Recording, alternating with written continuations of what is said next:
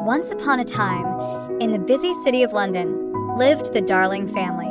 Mr. and Mrs. Darling had 3 children, Wendy, John, and little Michael. Every night, Wendy would tell her brothers wonderful stories full of pirates, mermaids, and faraway lands. Their favorite was about Peter Pan, the boy who never grew up and lived in a magical place called Neverland. What the Darling children didn't know was that Peter Pan was real. He lived in Neverland with the Lost Boys, a group of children who, like him, never wanted to grow up. Together, they had adventures all day long. Peter also had a tiny, fierce fairy friend named Tinkerbell. Although small, Tinkerbell had a big personality and was always by Peter's side. Peter often visited the Darlings' nursery to listen to Wendy's stories. He loved her tales, but he always made sure to sneak in and out quietly. One night, something unexpected happened. His shadow got stuck. No matter how hard he tried to pull it free, it tore off and stayed behind. Peter had no choice but to leave without it and return to Neverland. Determined to find his shadow, Peter returned the next night with Tinkerbell. He flew through the nursery window and began searching. But Peter wasn't as quiet as he hoped to be, and the noise woke Wendy. When she saw Peter and Tinkerbell glowing beside him, she could hardly believe her eyes. "Are you really Peter Pan?" she asked in awe. "Yes, I am," Peter said proudly, though he was still struggling to catch his runaway shadow. But no matter how hard he tried, it wouldn't stick. Feeling sorry for Peter, Wendy offered to help. She took out her sewing kit and stitched Peter's shadow back to him. Peter was so delighted that he jumped up and did a little dance. "Now it's stuck on forever," he said, grinning. In gratitude, Peter invited Wendy to come to Neverland. "You can tell your stories to the Lost Boys," Peter said. Wendy was thrilled, and John and Michael, who had woken up by now, were eager to join. Peter smiled and said, "Of course, but first, you'll need fairy dust." Tinkerbell, though not happy about sharing Peter's attention, reluctantly sprinkled magic dust over Wendy, John, and Michael. "Now, think happy thoughts," Peter instructed. The children did, and to their surprise, they floated off the ground. In no time, they were flying around the room. With Peter leading the way, they soared out of the window into the night sky. They flew over the rooftops of London, through clouds and stars, following Peter and Tinkerbell as they headed toward Neverland, where adventure awaited. As they flew higher, Wendy, John, and Michael were amazed by the sights below. They flew past stars, over oceans, and finally saw Neverland in the distance. The island was filled with lush forests, rivers, and golden beaches.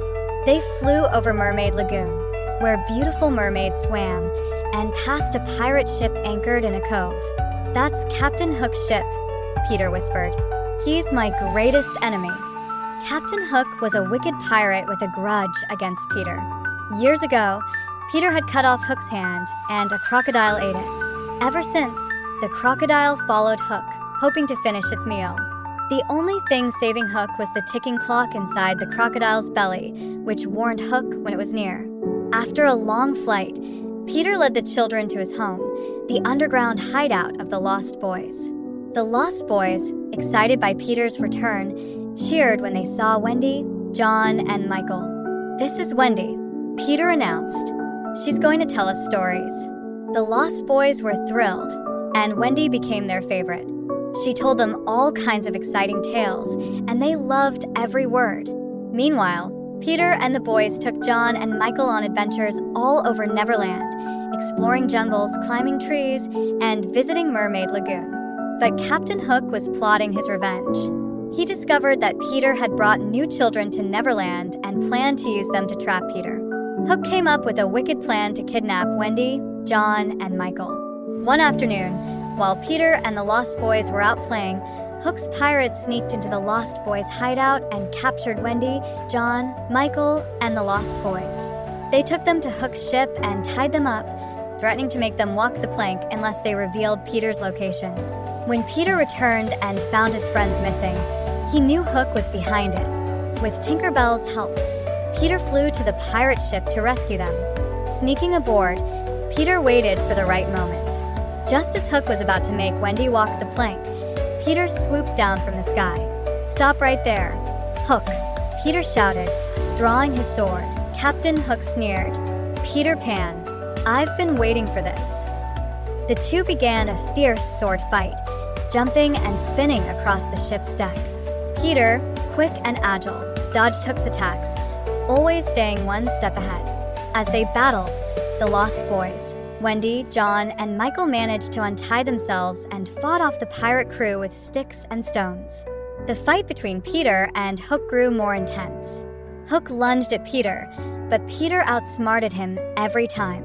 Just when Hook thought he had Peter cornered, the familiar ticking sound of the crocodile echoed across the ship. Hook's face turned pale with fear as the ticking grew louder. The crocodile, Hook screamed, backing away in terror. In his panic, Hook stumbled over the side of the ship and fell into the sea with a splash. The crocodile grinned as it swam after him, snapping its jaws. Though Hook escaped, he was never seen in Neverland again. With Hook defeated and the pirates scattered, Peter and the Lost Boys celebrated. Wendy, John, and Michael were safe, and Neverland was peaceful once again. However, Wendy soon began to miss her home. "Peter," Wendy said one day, "we need to go back. Our parents will be worried." Peter was sad, but understood. Though he would miss Wendy and her stories, he knew she didn't belong in Neverland. So, with a sprinkle of Tinkerbell's fairy dust, Peter and the children flew back to London. Wendy, John, and Michael were happy to be home. Before leaving, Peter promised Wendy he would visit again. Then, with Tinkerbell by his side, Peter flew back to Neverland, where he continued to have adventures with the Lost Boys. Though Wendy, John, and Michael eventually grew up, they never forgot Peter Pan or their magical journey to Neverland.